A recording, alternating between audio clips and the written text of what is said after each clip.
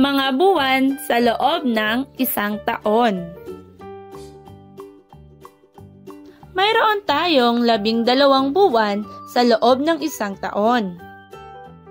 Halina't ating awitin.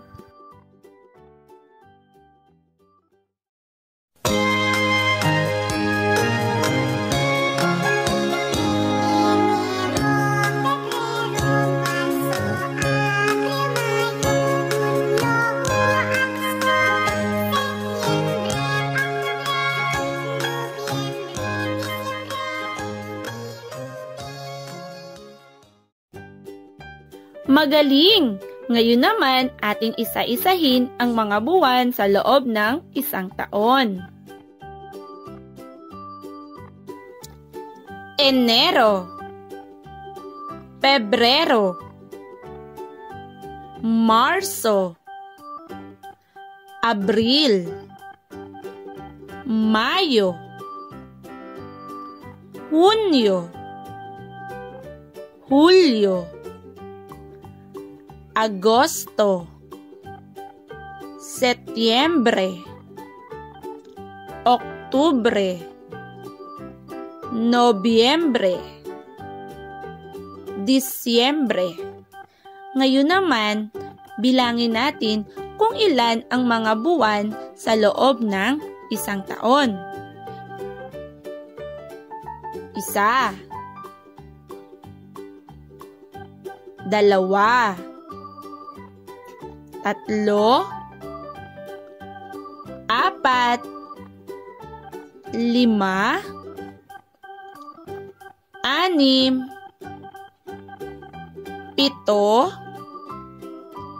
1, 2, 3, 4, 5, 6, 7, 8, 9, 10, 11, 12. Mayroon tayong 12 buwan sa loob ng isang taon. Ngayon naman, ikaw naman ang magsabi kung ano ang mga buwan sa loob ng isang taon.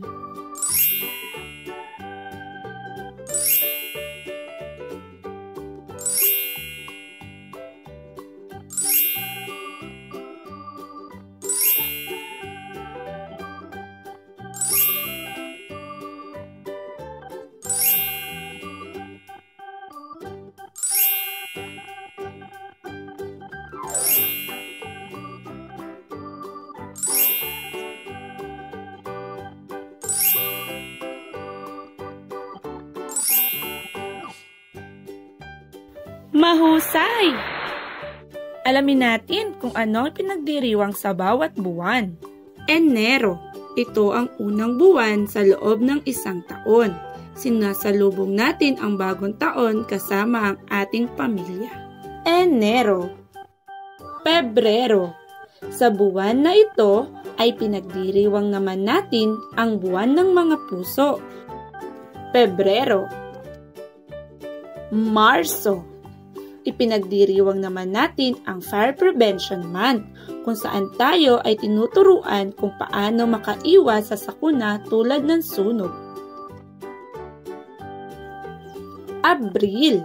Sa buwan na ito, ang ating pinagdiriwang ay ang araw ng kagitingan. Abril. Mayo. Ipinagdiriwang natin ang araw ng manggagawa. Mayo. Hunyo.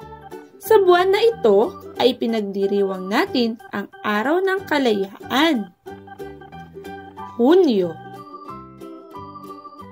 Hulyo. Ito ang buwan kung saan ipinagdiriwang natin ang buwan ng nutrisyon. Pinapaalalahanan tayo na kumain ng mga masustansyang pagkain. Agosto.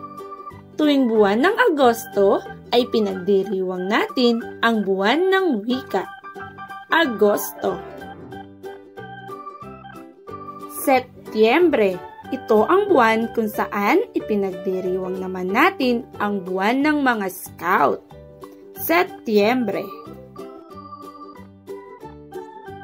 Oktubre.